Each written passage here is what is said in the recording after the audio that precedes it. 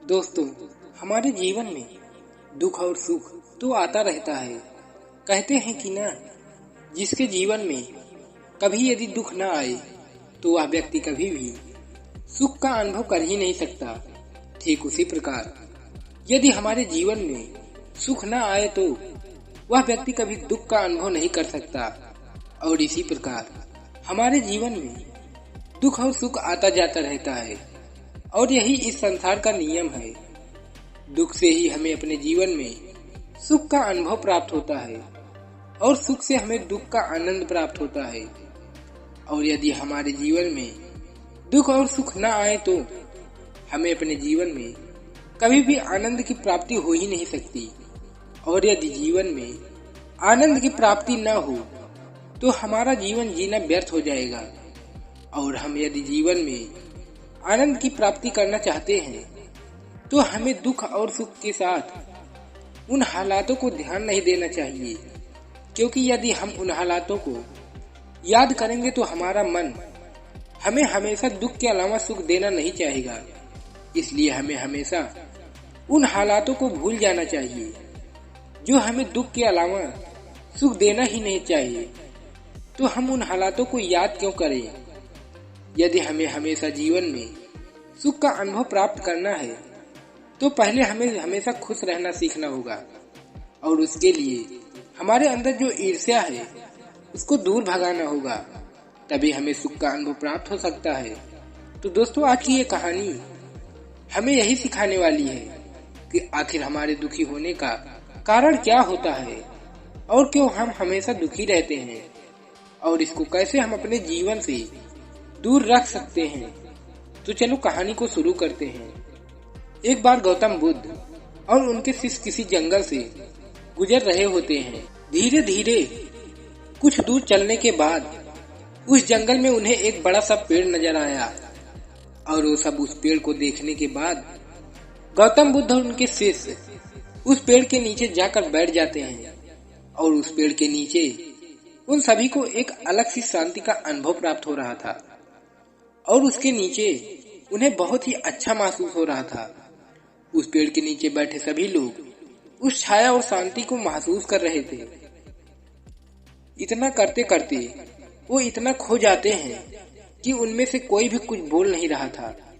सभी लोग चुपचाप उस शांति का अनुभव कर रहे थे। कुछ देर बीत जाने के बाद गौतम बुद्ध का उनमें से एक शिष्य उठता है और कहता है, हे गुरुवर, मैं आपसे एक प्रश्न पूछना चाहता हूँ। क्या मैं आपसे प्रश्न पूछ सकता हूँ? क्या आप मेरे इस प्रश्न का उत्तर देंगे? तभी महात्मा बुद्ध कहते हैं, ठीक है, आप मुझसे अपना प्रश्न पूछ सकते हैं। मैं आपके प्रश्न का उत्तर अवश्य दूंगा। पूछो, तुम्हारा क्या प्रश्न है? तभी उनका शिष्य कहता है, हे गुरुवर, मैंने आपको कभी भी दुखी नहीं देखा और मैंने आपको कभी भी चिंतित नहीं देखा। आपके चेहरे पर हमेशा एक अलग सी ही मुस्कुराहट रहती है, प्रशंसा रहती है। और जब भी मैं आपको देखता हूँ तो वह हमें अंदर तक हमें आनंद से भर देती है। आपके चेहरे पर एक अलग सी मुस्कान रहती है, अलग सी चमक रहती है, जो हमें दुखों से कोसों दूर रखती है। और मैं यह जानना चाहता हूँ कि मेरे भिक्षु बनने से पहले मेरे जीवन में बहुत सारा दुख था, चिंता था, और वह हमें अंदर ही अंदर खाए जा रहा था, और जिसके कारण मैं भिक्षु बन गया हूँ। लेकिन अभी तक मैं यह बात नहीं जान सका हूँ कि आखिर ये दुख होता क्या है, आखिर इसका कारण क्या होता है, आखिर हमारे जीवन में दुख आता क्यों है। क्या हम इसको दूर नहीं कर सकते? क्या आप मुझे बता सकते हैं कि वास्तव में दुख होता क्या है? तभी वो बौद्ध भिक्षु मुस्कुराने लगे और बोले, दुख एक विचार है और इससे ज्यादा कुछ नहीं है। दुख हमारे जीवन में हमारे विचार के द्वारा ही उत्पन्न होता है और यही हमारा विचार हमें दुखों की तरफ ले जाता है। जिस दिन हम सब कुछ सोचना बंद कर देंगे तो हमें हमेशा सुख का अनुभव प्राप्त होता। तभी गौतम बुद्ध की ये सारी बातें सुनकर सभी शिष्य चौंक जाते हैं और फिर वो महात्मा बुद्ध से कहते हैं, हे गुरुवर, परंतु विचार तो हमारे मन में हजारों आते हैं और फिर वो चले भी जाते हैं, लेकिन यदि हमारे जीवन में एक बार दुख आ जाता है, वह जाने का नाम ही नहीं लेता। वह हमें अंदर ही अंदर खाए जाता है। जब तक वह हमें इस जीवन से अलग नहीं कर देता, तब तक वह हमारे जीवन से जाने का नाम ही नहीं लेता। और यदि वहीं पर सुख हो तो वह हमारे जीवन में केवल क्षण भर के लिए आता है और क्षण भर में ही हमें सुख का अनुभव कराकर वापस चला जाता है। गौतम बुद्ध अपने शिष्यों की ये सारी बातें सुनकर अपने शिष्य से कहते हैं, अगर ऐसी ही बात है तो मैं तुम्हें एक कहानी सुनाता हूँ। एक बार किसी नगर में एक बहुत ही अमीर धनवान सेठ रहा करता था और उसके पास एक वफादार नौकर रहा करता था, जो सेठ के द्वारा कही गई सभी बातों को ध्यान दिया करता था। वह सेठ के द्वारा दिए गए सभी कामों को बड़ी ही ईमानदारी से किया करता था। वह सेठ अपने उस नौकर को बहुत ही विश्वास किया करते थे। वह सेठ अपने नौकर पर किसी भी बात के लिए कभी भी शक नहीं किया करते थे, क्योंकि वो जानते थे वह बहुत ही ईमानदार है। एक बार उस सेठ को किसी काम के लिए उसे घर से बाहर जाना पड़ा और वह 2-3 दिनों के लिए बाहर चला जाता है। और जब वह सेठ 2-3 दिन बाद घर वापस लौटता है तो वह अपने साथ एक कीमती सामान लेकर लौटता है। वह अपने उस कीमती सामान को अपने कमरे में बड़ा ही संभाल कर रख देता है और अपने नौकर से कहता है कि तुम्हें खास तौर पर इस चीज पर ध्यान रखना होगा। ध्यान रहे कि यह टूटने ना पाए। यह मेरा बहुत ही खास चीज है। सेठ के इन सब बातों को समझाने के बाद नौकर कहता है, ठीक है, मैं इसका अवश्य ध्यान रखूंगा, आप चिंता ना करें। अगले ही दिन जब वह नौकर अपने पूरे घर की सफाई कर रहा होता है, तभी वह सफाई करते करते वह सेठ के उस कीमती चीज के पास पहुंच जाता है और उसकी भी सफाई करने लगता है। सफाई करते वक्त वह कीमती चीज उसके हाथ से फिसल जाती है और वह नीचे गिर जाती है और फिर वह टूट जाती है। और जब यह बात उस सेठ को पता चलता है तो वह तुरंत अपने उस नौकर के पास आता है और उस नौकर को खूब डराता है, धमकाता है और उसे नौकरी से निकालने की भी धमकी देने लगता है। पर लेकिन वह नौकर को नौकरी से निकाल भी नहीं सकता था और ना ही उसे पीट सकता था, क्योंकि वह उसका बहुत ही पुराना और ईमानदार नौकर था। इसलिए वह उसे डांट धमका कर उसे छोड़ देता है। और सेठ अपनी उस कीमती चीज के बारे में सोच सोच कर बहुत ही दुखी हो जाता है। और धीरे धीरे अब रात हो गई और वह नौकर सेठ के कमरे में सो जाता है। सेठ को नींद नहीं आ रही होती। वह बेचैन होता है, बहुत दुखी होता है। वह उस कीमती चीज के बारे में इतना सोचता है कि उसे नींद भी नहीं आती।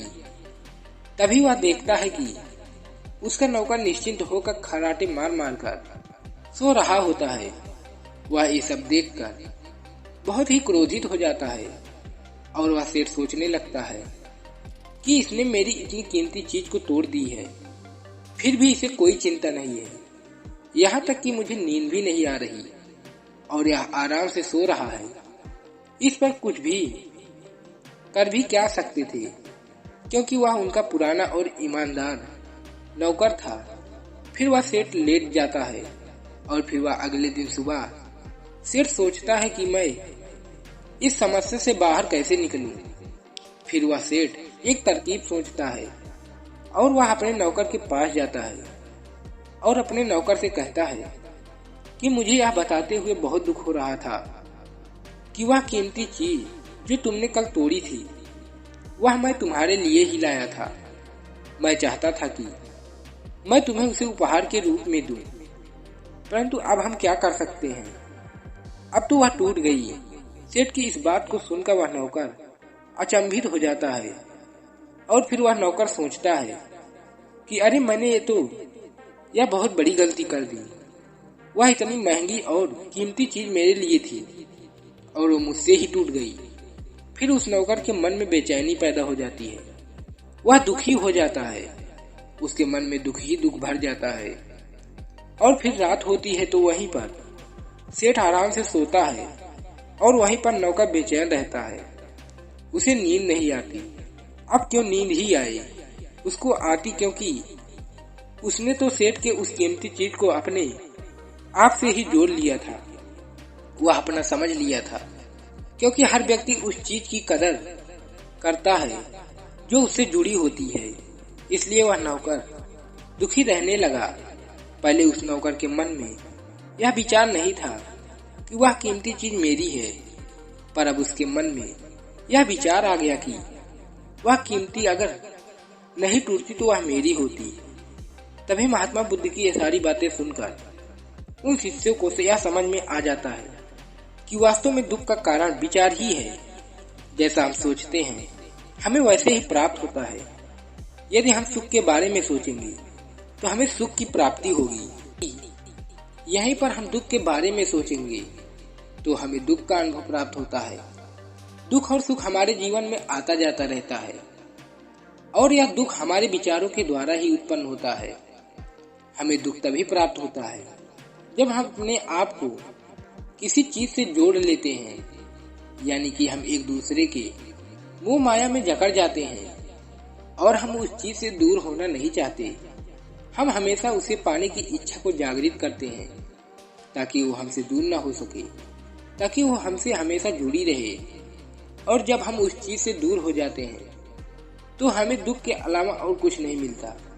इसलिए हमें हमेशा अपने आप को उस चीज से दूरी बनाने की कोशिश करो, यानी उस चीज से जितना दूर रहोगे उतना ही सुख का अनुभव महसूस होगा।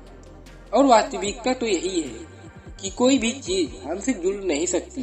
हर एक चीज आपके पास है और वो आपकी ही है, बस उसे पहचानने की देरी है।